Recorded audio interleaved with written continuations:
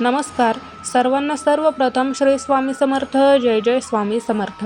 स्वामी भक्तांनो, तुम्हा सर्वांचे आपल्या श्री स्वामी समर्थ या चॅनलमध्ये सहर्ष असे मनापासून स्वागत.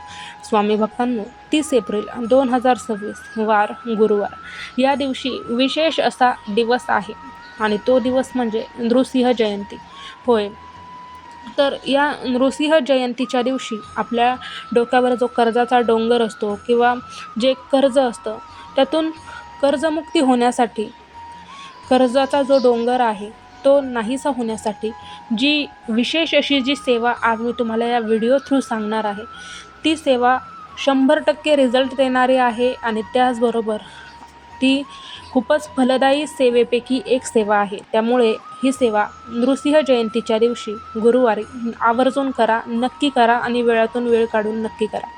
चला तर मग आपण ती सेवा पाहूया, ज्यामुळे कर्जमुक्ती उपायांसाठी अत्यंत प्रभावी अशी ती सेवा मानली जाते. चला तर मग आजच्या व्हिडिओ थ्रू आपण ते जाणून घेऊयात आणि व्हिडिओला सुरुवात करूया. तर कर्जमुक्तीसाठी नृसिंह जयंतीला विशेष अशा सेवांपैकी एक सेवा जी सुचवली जाते ती आहे नृसिंह ऋणमोचन स्तोत्र पठण. आता पहा, कर्जमुक्तीसाठी ही जी सेवा आहे ती सेवा अत्यंत प्रभावी सेवांपैकी एक सेवा मानली जाते. आता नृसिंह जयंतीच्या दिवशी या स्तोत्राचं 11, 21 किंवा 108 वेळा पठण नक्की करा. त्याचबरोबर या स्तोत्राचं श्रवण किंवा पठण केल्याने कर्जाचा भार हलका होण्यास मदत होते. आता पहा, जर तुम्हाला नाहीच 11 किंवा 21 किंवा 108 वेळा हे ऋणमोचन स्तोत्र पठण करायला जमलं तर तुम्ही हे श्रवण देखील करू शकता. यूट्यूबवर ते अवेलेबल आहे, तुम्ही ते श्रवण देखील करू शकता. त्याचबरोबर ज्यांना शक्य आहे त्यांनी पठण केलं तरी त्यांना नक्कीच अनुभव आल्याशिवाय राहणार नाही. त्याचबरोबर दुसरी सेवा म्हणजे भगवान नृसिंहांची विशेष पूजा आणि मंत्राची सेवा. आता पहा की भगवान नृसिंह महाराजांचा जो मंत्र आहे, ओम श्री लक्ष्मी नृसिंहाय नमः, हा जो मंत्र आहे या मंत्राची तुम्ही 11 वेळा, त्याचबरोबर 21 माळा किंवा 108 माळा किंवा नाहीच जमलं तर निदान 108 वेळा तरी जप नक्की करावा. त्याचबरोबर दुसरा मंत्र म्हणजे ओम क्रोध नरसिंहाय नृम नमः, या मंत्राचा किमान 108 वेळा तरी जप नक्की करा.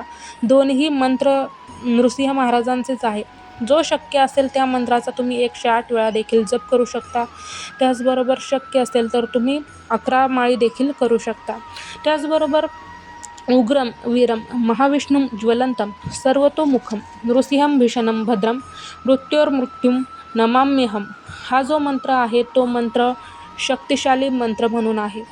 हा मंत्र जो आहे या मंत्राने नकारात्मकता आणि अडथळे दूर करण्यासाठी हा मंत्र जपला जातो. हा मंत्र शक्तिशाली मंत्र म्हणून आहे. तर हा मंत्र खरंच खूप प्रभावी आहे, शक्तिशाली, अगदी नावाप्रमाणे शक्तिशाली मंत्र आहे.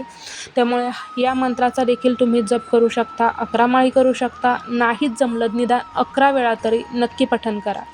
त्याचबरोबर नृसिंह जयंतीच्या दिवशी आपण आणखीही सेवा करू शकतो की कर्जाच्या समस्येतून बाहेर पडण्यासाठी नृसिंह जयंतीला देवाला चांदी किंवा मोती अर्पण करणं ही शुभ मानले जाते. त्याचबरोबर आर्थिक बचतीसाठी देवाला नागकेसर अर्पण करून त्यातील काही भाग हा घरी आणून तिजोरीत ठेवला जातो. त्याचबरोबर नृसिंह जयंती, आता या दिवशी स्वामी समर्थ महाराजांची देखील सेवा ही होतेच होते. तर स्वामी समर्थ सेवा मार्गानुसार आपण या नृसिंह जयंतीला महाराजांची देखील सेवा म्हणजे स्वामींची सेवा देखील करू शकतो.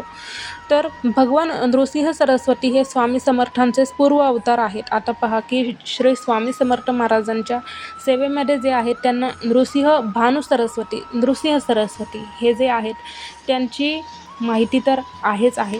तर नृसिंह सरस्वती हे स्वामी समर्थ महाराजांचंच म्हणजेच दत्त अवतार आहेत. तर भगवान नृसिंह सरस्वती हे स्वामी समर्थांचेच पूर्व अवतार असल्याने त्यांच्या चरित्रातील गुरुचरित्र जे आहे तर त्या संबंधित अध्यायांचे वाचन नक्की करा.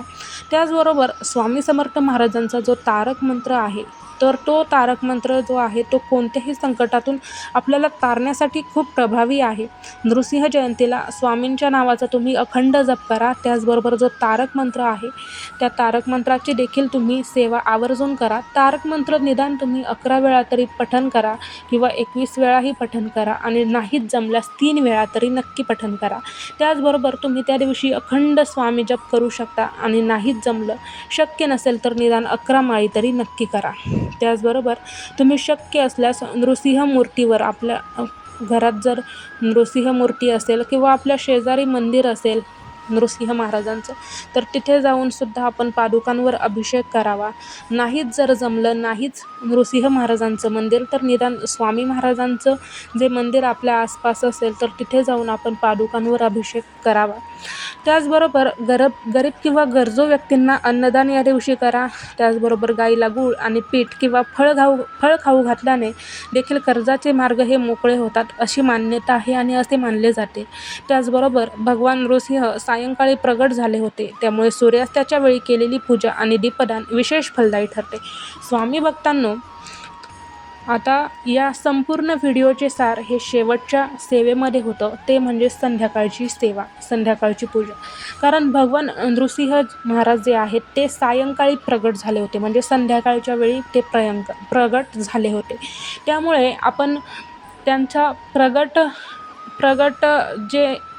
ज्या वेळी ते प्रगट झाले होते तो कालावधी जो आहे तो अतिशय पुण्यदायी आणि फलदायी आहे. त्यामुळे आपण त्याच वेळी जर ही सेवा केली आणि दीपदान केलं तर हे खरंच खूप विशेष फलदायी सेवा ठरली जाते आणि लवकरच फळ मिळतं. तर हा 100% रिझल्ट देणारा आजच्या या नृसिंह जयंतीला करण्याच्या विशेष अशा सेवा ज्या ह्या व्हिडिओ थ्रू तुम्हाला सांगितल्या, तर त्या कशा वाटल्या हे नक्की सांगा. त्याचबरोबर नृसिंह ऋणमोचन स्तोत्र हे तुम्हाला यूट्यूबवर देखील अवेलेबल आहे आणि जर पठण करायचे असेल तर गुगलवर सुद्धा नक्की आहे. चला तर मग भेटूयात पुन्हा एकदा अशाच सुंदर व्हिडिओमध्ये. तोपर्यंत सर्वांना श्री स्वामी समर्थ. जय जय स्वामी समर्थ. सर्वांना नृसिंह जयंतीच्या खूप खूप साऱ्या शुभेच्छा. भेटूयात पुन्हा एकदा अशाच सुंदर व्हिडिओमध्ये. तोपर्यंत सर्वांना श्री स्वामी समर्थ. जय जय स्वामी समर्थ. धन्यवाद.